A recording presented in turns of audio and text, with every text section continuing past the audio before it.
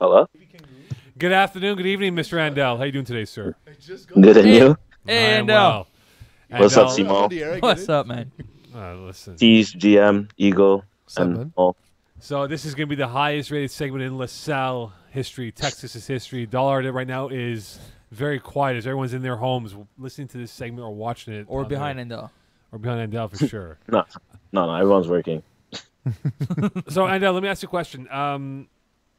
The one player on your roster on top season that looks good, feels good, but does not play good is who? Feels good. Yeah. All right. The one person that looks good, feels good, but doesn't play good, Yes. that person's not on our roster. Okay. Hey. Nice. I like it. I have a couple of questions, both about Mokan and My top no. season, by the way. sorry. My top season. Yeah. First thing was, how was it like to be part of the Mokan quarterback experience? You caught the game-winning That's touchdown, big. Andel. Which game did you win? Well, that's the Alright, year cool. that Mo broke his finger, correct? Yeah. Yeah, that was oh man. Montreal's junior 24.8%. finance was a mess. It was a mess. Yeah, for sure. Thank God he retired after that. The other thing is, I think it's Nice. Andel's answer the question for my first question. also Andel, so like you've been listening to podcasts like essentially since as long as I've known you. So you What is it, 20 obviously years? remember Mokan's initial criticism of the top season. Oh, for Do you sure. think- Everybody does. So do you guys like forget about it now that he calls you guys like his team, or do you guys like still have that chip on your shoulder of like who does Mokan think he is? Top season, whatever him and Terry Tam used to say on the podcast, they don't rate Terry Mo. Tam, He has to actually. come with that same energy. He can't just hop on the bandwagon because we're doing well now. Mm-hmm. No. Okay, well, Exactly. here's the thing, though, Andel, right? What has been the difference for you guys now compared to when, let's call it for what it is, you guys did struggle as this franchise when you guys came into this league a couple years ago?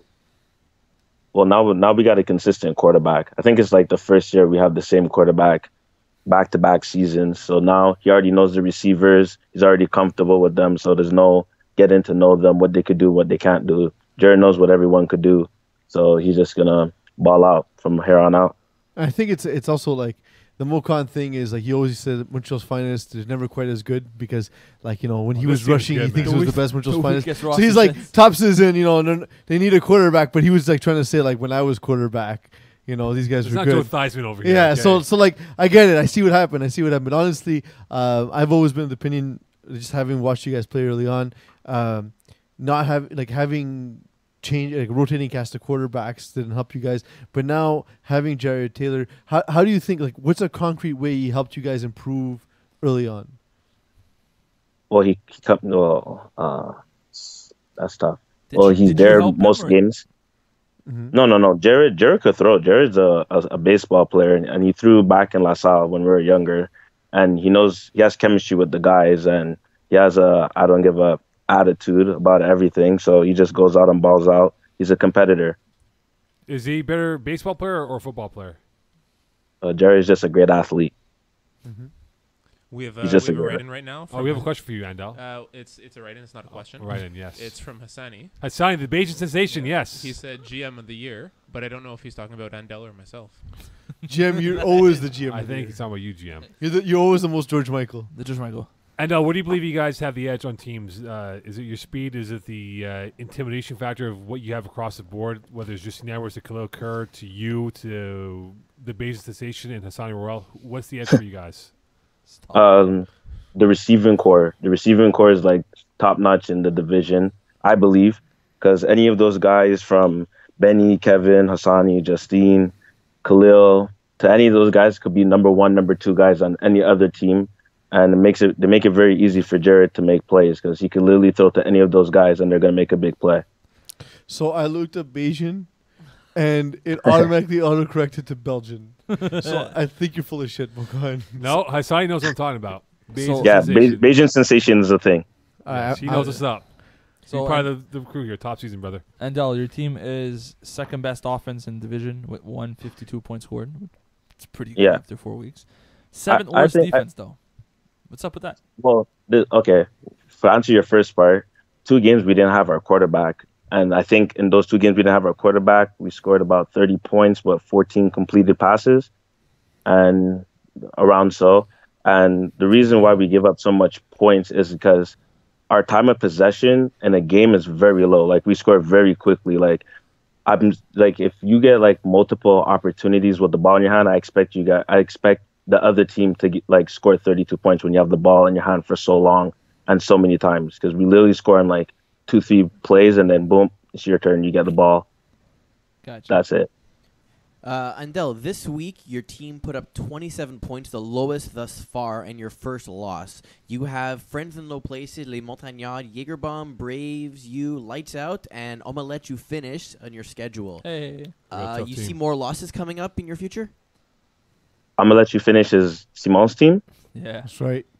Yes, I get a pick. Hey. He's like Oprah picks for everyone. I don't. We're going to take it week by week, but I'm happy we got the loss out now. We can move forward. Everyone's going to recalibrate. We'll come back next week against friends in low places and go back to doing what we do. Battle LaSalle. What team worries you on your side of the bracket? Is it Jägerbomb, Commission, Blue Chip, Strangers, or anyone else?